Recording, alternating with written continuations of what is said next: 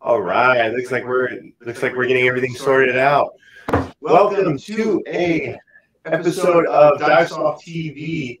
I'm your host, Joe Bosquez. We are doing a follow-up to the Liberty in Detail. We're doing our live stream. It's been a couple weeks, months. It's been a while since we've done this again. So glad to be back here. And here we're going to be talking about the gear. I hope you guys can all hear me nice and clearly. I love seeing everyone down in the comments. Be sure to pipe in and say hello. Also share this live stream out to everyone else that would be interested in the Divesoft Liberty, and even those that wouldn't be interested. Why not? Just show them. They might get interested. So, but it looks like everything's a go, that we're doing good. I'm not sure if there's any echoes or anything, but yeah, we're going to go ahead and we're going to talk. So this week, what we're going to talk about today, what I have here is the Liberty side in the side mount configuration. I have my unit in here, which has the new 1.5 electronics, and we're going to go through the unit of what's different than the previous electronics and kind of the updates that are in it.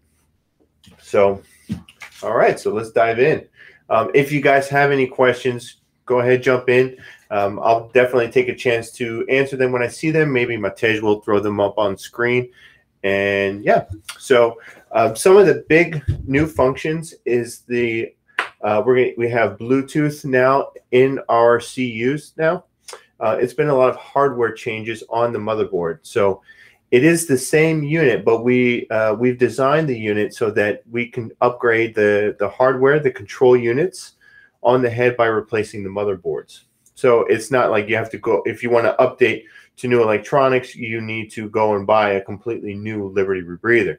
No, that's an upgradable feature that we do here at our factory in our headquarters in the Czech Republic in Prague, or we can do them here at our US office here in Tampa Bay, Florida. So we try to be local for you guys to make that a little bit easier. You know, sometimes it's hard to have a break in the diving because you want to update some equipment, right? So, but we have Bluetooth now in our system. And so the reason for the Bluetooth is so that we can have a wireless communication for upgrading your software and your firmware, and for working with our new Divesoft application, which I'm sure all of you guys have already, right? And so the Bluetooth feature is going to be a great new tool for the future applications, with a lot of potential of where we can go with a lot of the upgrades here. We also have GPS integrated into the system. Now, it's not going to tell you if you go into the cave and you go in the back of the cave where your points were throughout the cave, not yet. But basically, it's going to tell you what was your GPS location of when you entered into the water. That's going to be part of your log. And it's part of the compass features that we have on here. Now, the compass is not. We have the compass. The way that we're going to be doing the compass system, because we've talked a lot about developing the compass into the Liberty rebreather, but we're going to have the compass integrated into our ODA, our optical display adapter.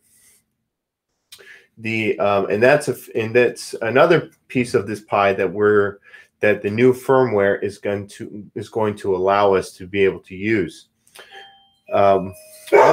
Looks like that's the doorbell. We always get deliveries during this time. I hope the dogs don't knock down anything. So hopefully you might hear them bark a little bit. Sorry about that, guys. But so we talked about the Bluetooth. We've talked about the GPS. We also have, what's really, really exciting is the air integration. So you can see here now I have transmitters on my units. So that's a really great tool that's going to be used for a variety of things. We'll talk about those more in details once I get through kind of the initial new components. So we have Bluetooth, GPS, air integration. Now we are able to detect a failed solenoid. Basically, if the computer sends a stimulus to the solenoid, it can detect if it responds properly or if it doesn't respond. So, and now remember, it's a notification, and it can really only detect a solenoid that's failed to open. Now, if you have a solenoid that's stuck open, obviously you're going to notice that in your partial pressure of oxygen way before you get an alarm notification. So it's important to remember. After the failed solenoid detection, we also have a humidity sensor in our CU compartment, which is very, very cool. It's something that we've been playing around here at the office, and it basically can detect a high humidity in the compartment, and so that if there's an opportunity for any condensation to form before it becomes a problem, before the electronics get damaged. And another part of it too is that if you say there's a problem with the O-ring, and all of a sudden there's a water droplet that enters into the CU compartment during a dive, the unit will detect that as well. And so it will hopefully give you enough time to be able, oh no, I'm having a problem. I'm gonna end my dive, and I'm gonna return to the surface before it can cause damage to the electronics, right? So so these are all kind of different hardware designs that we're developing in order to enable the unit to better protect itself and protect the diver as well. Now, and then we also have the preparation for an intelligent heads-up display, or our optical display adapter, the ODA. So that's going to be our hands-free, truly heads-up display that will give you a full display of your depth, your decompression obligation, total time to surface. We'll have development for a compass in that as well. And then it'll display your partial pressure of oxygen, obviously. So that's the most crucial element. But we've been noticing that in side mount, a tool like that, like a true heads-up display, is a very great tool, because if we opt to use a single handset while in side mount, we still like to have a redundant display device, and that's usually what we use is our heads-up display. But it doesn't display our decompression obligation. So in the event of a failure, if I lose my handset display, I only have my heads-up display, which I'll know my pressure of oxygen, but I will not know my decompression obligation. The ODA will fix that. It'll be another great tool to create more redundancy, make the unit safer and more robust for the diver, because reliability is safety. So, all right. So talked about the Bluetooth, the GPS, the air integration, failed solenoid detection, the humidity sensors in the CU department, preparation for the intelligent heads-up display, and it will also, the new electronics do also enable the unit to be prepared for future updates. So for future development of other tools like the ODA and other tools that we may have or we might have. I can't say anything indefinite, right? For the future developments. All right. So all the operations still remain the same, but there are other components that we will see when I go into the screens and into the development, right? So I need to make sure that I can get into a good spot so you guys can see me and hear me nice and well. All right. So just like before, we have our same standard display. What's an important component is what you guys will see that's different here is when I kick it into dive mode, how that we will be able to see the air integration on the new display. Now I need to make sure that the glare is not getting me. So you can see right now, we took the unit diving the other day, so the cylinders are not full, but I'm already getting alarms to what my pressure's sitting at right now. So we'll go into our pre-dive sequence so we can see what's new on that. So we go through our checks. We can see that I'm on my left handset, left CU's talking to each other, then to the right CU.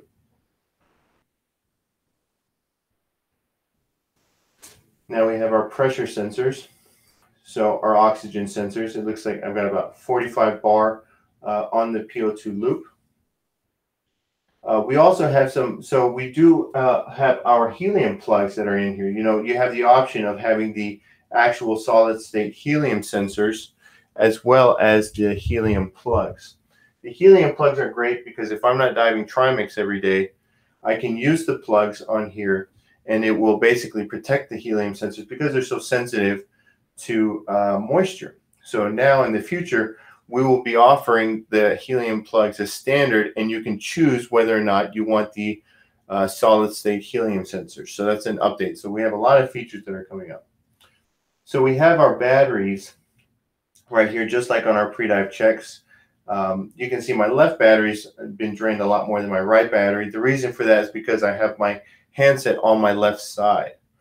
That's the reason why we have the big draw on it. But we have seen, so on the 1.5 electronics, the unit has become much, much more efficient in being in a standby position and during the dive. We see about a 20% increase in efficiency and battery consumption during a dive. And then, but what's really cool is in the standby position. Just like Jacob Slama talked about, it's been about a 600% increase in the standby position, the battery consumption. So really, you don't have to take the jumpers out at all, because for about a few months that you're going to see very little drain on the battery. So that's probably one of the best features of the new electronics is the battery consumption. So I'm going through my pre-dive checks. What I would love to show you guys is, so right here I have my transmitters connected, and what it's doing right now is it's checking for any type of intermediate pressure leak.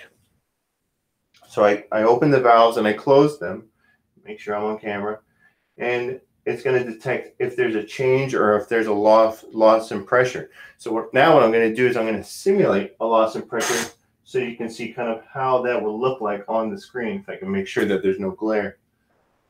So here I'm getting an alarm that's telling me that my pressure has dropped below my reserves. So it's a vibration alarm and a digital alarm, or an alarm on the screen. So we're seeing that anytime you'll get a notification that there's been a loss of pressure. All right, so those were the pre-dive checks. Let's kick it into the diving mode.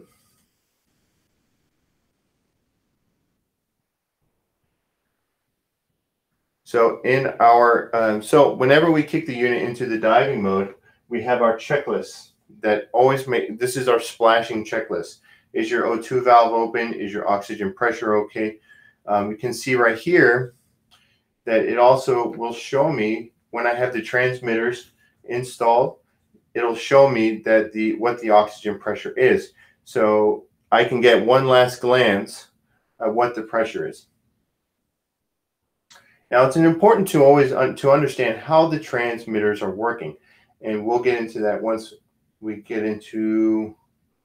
I show you how the screen of how they'll look. Right. So we do have a couple of different options of how the gas can be displayed. Make sure that I'm showing the angle right and you guys can hear me. So you can see here on the side, I have the bar display. So, and I also have the PSI here on the top here. So part of the air integration, some of the tools that it can allow us to use, besides it can detect if we have a loss of pressure, we can detect if the oxygen valve is turned on. So that's an important thing, that the unit can determine if the O2 pressure is turned on. So that's an important safety feature in the Liberty. So, and then we can see that the diluent is there in the red. Why is it in the red? Because it's at a low pressure. It's below my reserves of 700 psi. Now, when it starts out, when it's a full cylinder, the bars will be displayed in white. And then once I go below 50%, it will turn yellow. And then once I get below my designated reserves of 700 psi, it will get down to, it will turn red, just like we see here on the screen. So you can either determine if you want the pressure. I have here the PSI set up, and I have the bar graph as well. Or I can go into my other screens and I can see, you can see it's very clear what the gas is. Then in some of the other screens, it doesn't display, such as the profile screen. right here is the screen for the O2 cells. Then the bailout or total time to surface screen. And then our ascent plan. But in our main two screens, our main two diving screens, that's where we will see our PSI or in bar, and we also have the bar graphs as well. All right. So something that I want to talk about a little bit more is the transmitters themselves. So I'm going to make sure that you guys can see here on this screen. You can see the way that we have the transmitters location. Move this down a little bit, and I will show you guys a little bit better how it looks. So you can see that we have our transmitters.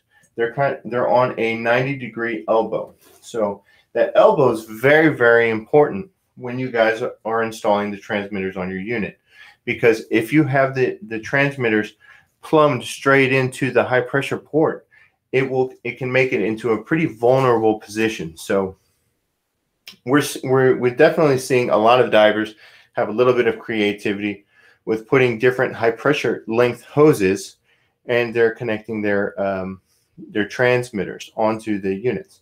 So we started using the 90-degree right elbows so that it can offset the transmitters so that they are not in the risk of being damaged. So you can see that it is able to swivel slightly. Now, when we're diving in side mount, when we're diving in some of these caves, we're going through pretty small passage. So my vulnerable side is my right side. So I do need to be very careful in how I'm moving through the cave, because I don't want to damage this. Just the same as I don't want to damage my valves, I don't want to damage the transmitter. And I also have, you can see here, we have our button gauges. These act as kind of a redundant way of being able to check my pressure between the transmitters themselves. It's always important to have redundancy in that sense too. But there's a lot of other options of how you can place your transmitters. What I think is what we're going to end up doing will be the best solution is to put them on a longer high pressure hose and route them through the body, just like how we do with the other low pressure hoses. This will sit the transmitters, kind of nestle them between the counter lungs and the cylinders. What's important is that they're safe from being hit or from any damages from scraping against any rocks, but they're also able to give a clear feed to the CUs here. So you want to make sure that it's not obstructed, so that it's able to transmit properly, right? So you can see that we have two different colors here. So what's the difference? Why do we have two different color transmitters? The two different colors are so that because they go on different, it's not a constant feed of what's my pressure to my CU. It goes in certain intervals. So, and the gray is about a 5-second interval, and then the yellow transmitter is about 2 seconds longer than that 5 seconds. So about 7 seconds of a different interval. So the reason why that they need to be on different intervals is that there's no confusion to the receiver of what feed is coming from what transmitter. And so we'll dive in and I'll show you how to install the wireless transmitters, because what's important to note in them is the serial number that's on them. So I don't know if you guys can see. I'll slide it around a little bit, but you can see here that we have the serial number located here on the transmitter itself, on the sticker. So if I get out of diving mode, I'm going to install the transmitter. So I'm in my main screen, my main menu, and I go down to setup. You can see down at the bottom we have wireless, right? And here I can have my air integration on or off. Then on my oxygen, I have my serial number. Let's see, make sure you guys can see properly. There you go. So I have my oxygen serial number, and then I have my diluent serial number. So that's important to know. I can see here on my sticker, it's 3074, and then I make sure that that matches up. I have the cylinder volume, and then I have this about the pressures of what I typically use and get. So I make sure that those numbers are correct, and they'll be able to install and record properly. So what turns the transmitters on? Do I go in and push a button? No. So these guys turn on off of the pressure. So whenever I'm pressurized, that means the batteries, the transmitters will be powered up and turned on. So that's an important feature, or that's an important aspect to know, because if I turn on my cylinders and I shut off the valve and I leave it pressurized, I do run the risk of draining the batteries.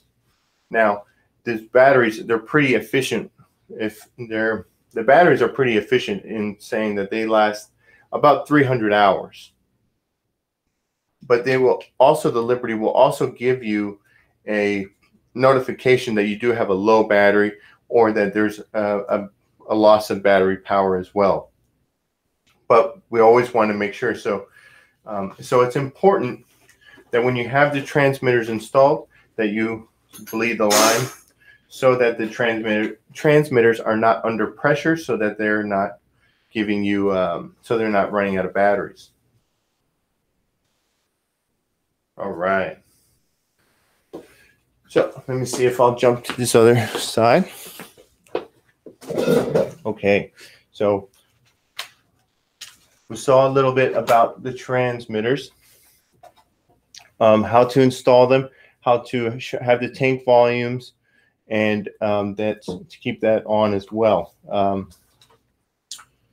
Now, the another feature that we didn't talk about was the algorithm change. The Buhlmann on the previously we had the Buhlmann. It's a Buhlmann ZHL16B algorithm, and so the reason for that B algorithm was because of the processing power of the Dive computers. They were, the processing power was not too strong, so what was important was to use a smaller Buhlmann algorithm that would allow for a conservative algorithm that would also not take as much data power. So now we give you the option of using the Buhlmann ZHL16C algorithm. So what that is it's it's slightly more detailed, giving you a good feed on that. So to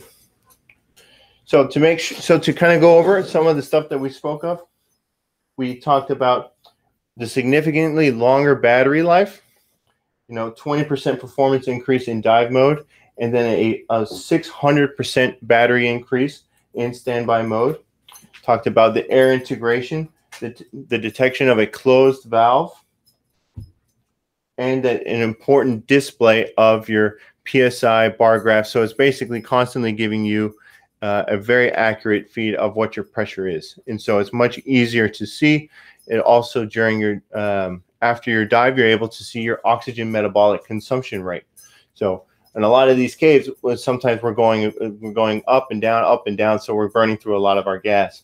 So it's always important to be able to see that very detailed pressure readout of our gases as we're consuming them. The air integration, the failed solenoid detection is an important feature that's in the unit as well. It's a little hard for me to replicate that. I have to. So we also have the humidity alarms in the CU. Another very important feature in preventing any damage to the electronics in the unit. So you can detect when there's maybe a potential leak of water in the CU and before there's any damage is done. We have our Bluetooth connectivity now. That's going to be done with, that'll allow the Liberty rebreather to communicate with your cell phone and with your desktop computer with the new Divesoft app that we have released, and we're also developing it so for the future that you have more capabilities. We have our GPS system that's integrated with your dive log so that you can see the locations, the precise locations of where you got into the water. And then we have an improved stability on the system. So basically makes our firmware and the software a little bit more robust, so to minimize any issues that you would encounter. And then we have a potential for upgrades in the future that we've got a lot more in the pipeline for you guys for the future of the Liberty rebreather. All right, so it's a kind of a long laundry list of our new features that we've added on the 1.5 electronics. Like I said earlier, we have our new products that we're also developing, the optical display adapter. That's going to be a really exciting new feature. And yeah, we've got a lot lined up for you guys. You can see behind me, I've got Dee Dee sitting here on the table. It's the bigger Dee Dee that we have. And we also have our Liberty shallow boots, you know, just for trucking around in some of these cave areas, you know, just the fun, cool products that we like to share with you guys. So also be sure to join us next week. I'm going to be having my dive talk show. I'll have Melody Trevino. She's going to be joining us next week. We're going to talk about her technical diving, her kind of path in diving, and even about her ventures in Mexico. So be sure to tune in next week. It's going to be a lot of fun. I hope I was able to give you guys lots of information. If you guys have any questions, jump in the comments. Be sure to ask us or shoot us a message, and also reach out to us on our email as well. So thank you very much, and I'll see you guys next week. Bye, everyone.